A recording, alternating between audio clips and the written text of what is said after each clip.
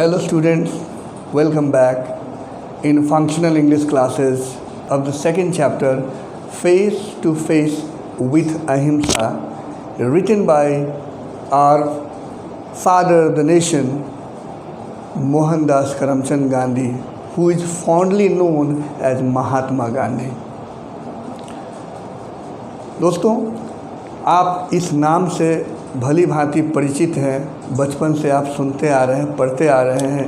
ये वो महान हस्ती हैं जिनकी फ़िलॉसफ़ी के बदौलत भारत में एक सपना देखा गया था और आज़ादी में जो महत्वपूर्ण भूमिका उन्होंने निभाई उसे हम भूल नहीं सकते हैं। तो यह एक ऑटोबायोग्राफी उन्होंने लिखी थी, माई एक्सपेरिमेंट्स विथ ट्रूथ। उसी से एक अंश लिया गया है जब वो चंपारण में एक सत्याग्रह किए थे।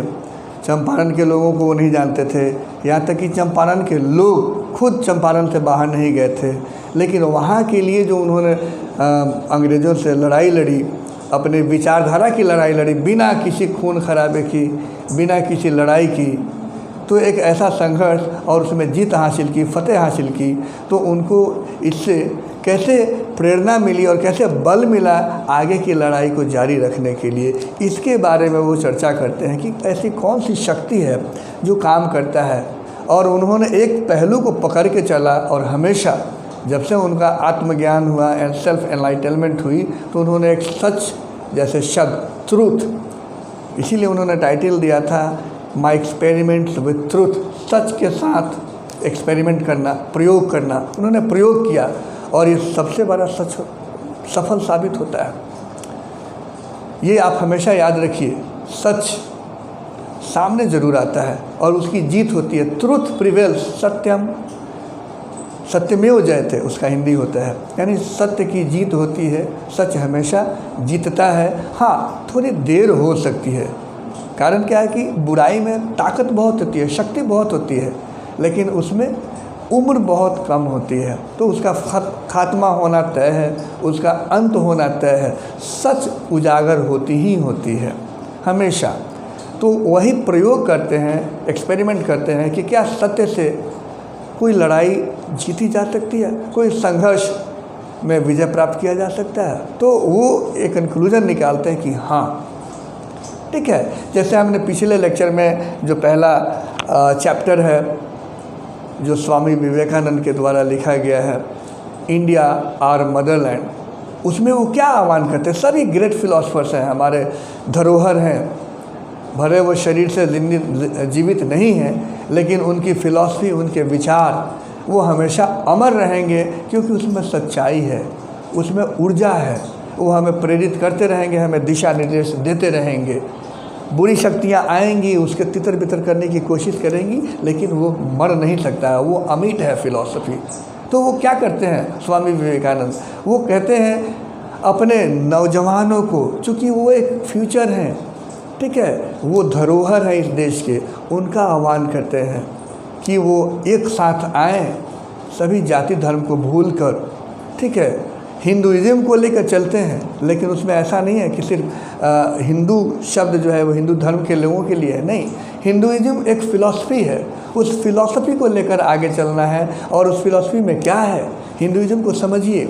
उस फिलॉसफी में ये है कि आप देश को तब तक सफल नहीं बना सकते हैं, देश को तब तक विकसित नहीं बना सकते हैं, तब तक पूरी तरह से ऊंचाइयों पर नहीं ले जा सकते हैं, जब तक आप उपेक्षित करते रहेंगे गरीबों को, भूखे को, मजदूरों को, जो मोची हैं, नाले साफ़ करने वाले लोग हैं, ठीक है, या फिर जो भी दैनिक जीवन में रोज़मर्रा के काम करते हैं, उनकी शिक्षा के लिए नहीं काम करते, तब तक हमारा देश विकसित हो ही नहीं सकता है, भूल जाइए।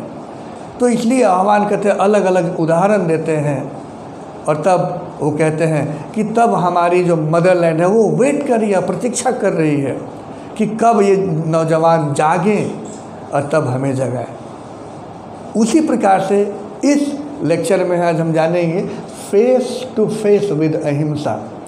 क्या अहिंसा किए बिना हम सच का सामना कर सकते हैं? कई बार आप टीवी सीरियल्स में देखते होंगे, सिनेमा में देखते होंगे कि एक सच को छुपाने के लिए हज़ारों झूठ बोले जाते हैं। एक मर्डर को छुपाने के लिए सैकड़ों मर्डर किए जाते हैं। लेकिन सच पर अगर हम अडिग हो जाएं तो फिर कोई हमें डिस्ट्रक्टिव काम करने की ज़रूरत नहीं होती है। ये महात्मा गांधी की महान फिलॉसफी है, जिसे हम राष्ट्रपिता के नाम से भी जानते हैं। और हमारे भारतीय इकोनॉमी की करेंसी जो है, जो मुद्रा है, उन पर हम उनके बापू का फ़ोटो है। उनको बापू भी प्यार से बापू भी कहते हैं। कई बार उनको गाली भी दी जाती है, अटैक भी किए जाते हैं। वो ये लोग करते हैं जो पाखंडी लोग हैं, जिन्होंने उनके बारे में पढ़ा नहीं है, उनको ठीक से जानते नहीं हैं और ऐसे ही अफवाहों में आकर कुछ उल्टा सीधा बोल देते हैं। नहीं, अगर आपको जानना है महात्मा गांधी के बारे में तो उन्हें पढ़िए। एक छोटी सी स्टोरी उठा के पढ़िए, कुछ नहीं तो उनकी ऑटोबायोग्राफी उठा के पढ़िए। उनके बारे में दूसरे बड़े बड़े ऑथरों के द्वारा लिखी हुई पुस्तकों को पढ़िए, ठीक है, छोटे छोटे आर्टिकल्स को पढ़िए। तब आपको पता चलेगा कि वो महान क्यों बना, कैसे बना। आपको पता होना चाहिए कि वो ऐसे महान व्यक्ति थे कि सिर्फ अपने देश में ही नहीं, साउथ अफ्रीका में जाकर एक बहुत बड़ा मुहिम चलाया, एक आंदोलन चलाया और वहाँ सफल हुए, लोगों को आज़ादी दिलाई, ठीक है। जो भेदभाव था वहाँ उनकी हत्या नहीं हुई, कोई शक्ति ही नहीं थी उनके सामने जो इनको मार सके। अंग्रेज उन्हें भी नहीं मार पाया, उनके पास भी उतनी शक्ति नहीं थी कि महात्मा गांधी को मार सके, निहत्थे थे। दुर्भाग्य है कि हमारे भारत देश में उनकी हत्या की गई अपने ही लोगों द्वारा, ठीक है। अब उसका प्रपंच किया जाता है वो अलग बात है, लेकिन वो महान फिलोसफर थे, महान हस्ती थे, महान शक्ति थी, ठीक है, उनके अंदर। लेकिन जब अपने ही पीठ में छुरा भोंके तो फिर कोई बच नहीं सकता है। बहरहाल सबसे पहले हम जानें कि वो क्या इसमें कहना चाहते हैं फेस टू फेस विद अहिंसा में। वो जब चंपारण आते हैं, ठीक है, तो किसके कहने पे आते हैं? राजकुमार शुक्ला के कहने पर। ये राजकुमार शुक्ला कौन है? बेतिया के चंपारण के एक व्यक्ति हैं जो किसान हैं। और कैसे किसान? बटाईदार किसान, टेनेंट हैं, जो इंडिगो प्लांटर्स हैं, इंडिगो की खेती करते हैं वो लोग। तो उन पर मालिकाना हक होता अंग्रेज़ों का, देश गुलाम था। और जो भी साहूकार लोग थे, ठीक है, ज़मींदार लोग थे, वो सारा हिस्सा ले जाते थे। और कई बार जो अपना खून पसीना लगा के मेहनत करके वो जो बुआई करते थे, उसके खर्चा भी नहीं निकल पाता था, वो लोग कर्ज में उल्टे आ जाते थे। तो उन्होंने आंदोलन किया, राजकुमार शुक्ला पहले आ गया। खास बात यह है कि महात्मा गांधी वो चंपारण के लिए नए थे। महात्मा गांधी ने कभी चंपारण देखा नहीं था, कभी गए नहीं थे, नहीं चंपारण के लोगों ने महात्मा गांधी को देखा था। और उस समय आज की तरह मीडिया भी इतनी तेज़ नहीं थी, सोशल नेटवर्किंग इतना तेज़ नहीं था, नहीं ऐसी व्यवस्था थी। फिर भी जब वो आए, लोगों ने इनके बारे में सुना तो उनको रिसीव करने आए, उनको, ठीक है, वेलकम दिया, ग्रैंड वेलकम दिया, ये सोच के कि बाहरी आदमी, जबकि वो बाहरी नहीं मानते थे, एक व्यक्ति हमारे लिए आकर चंपारण के लोगों के लिए लड़ना चाह रहा है, उनके हक की लड़ाई लड़ना चाह रहा है, तो फिर हम लोग क्यों नहीं एक हो सकते हैं? एक पहली। इसीलिए वहाँ की जीत से एक उनको बहुत बड़ा सबक मिला, ठीक है, बहुत बड़ा जोश मिला, एनर्जी मिली कि अब देश की लड़ाई लड़ी जा सकती है अगर इकट्ठे हो जाए तो वहाँ के लोकल जो लीडर्स थे उनके साथ मिल के, पहले लोग लीडर भी बहुत ईमानदार हुआ करते थे, ऐसा नहीं कि आज ईमानदार बिल्कुल ख़त्म हो गए, आज भी हैं, ठीक है। तो पहले सेवा का जज्बा था, आज सेवा का जज्बा कम हो गया है, ठीक है। तो वो राजकुमार शुक्ला के कहने पर, उनके निवेदन करने पर वो अपने स्ट्रगल को जारी रखने के लिए आए। जब पता चला, तब तक तो गांधी जी बहुत फेमस हो चुके थे, तो वहाँ का जो कमिश्नर है, सुपरिटेंडेंट, वो रोक लगाया, लिखित रूप में भेजा कि आप यहाँ से चले जाएं, चंपारण छोड़ दें, बेतिया छोड़ दें। तो इन्होंने डिसओबे किया उस लिखित रूप में, अवहेलना नहीं की, ठीक है, बेइज्जती नहीं की। इस वे में उन्होंने लिखा कि वहाँ के सब पढ़े लिखे थे, कमिश्नर थे, तो उनको लगा कि अच्छा ये व्यक्ति सिर्फ हक की लड़ाई के लिए लड़ने आया है, बात करने आया है, इसलिए उनको निकाला भी नहीं गया और अवहेलना भी कर दिया, कोर्ट की बात को भी नहीं माने, उनको समन भेजा गया था। तो यूँ कुल मिलाकर क्या हुआ कि वो एक लड़ाई को जीते लोगों के सपोर्ट से, क्योंकि लोगों में आशा बंधी कि एक व्यक्ति जो गुजरात से आता है, हमारे प्रांत का नहीं है, वो अगर हमारे लिए लड़ सकता है तो हम एक क्यों नहीं हो।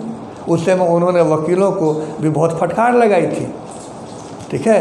शायद वकील लोग बहुत नहीं पसंद करते हो, फटकार इसलिए लगाई थी कि वो बहुत ज़्यादा पैसे लेकर लड़ते हैं केस, लेकिन क्या नीडी और कमज़ोर लोगों का केस लड़ते हैं ये लोग, उनको न्याय दिलाने का काम करते हैं।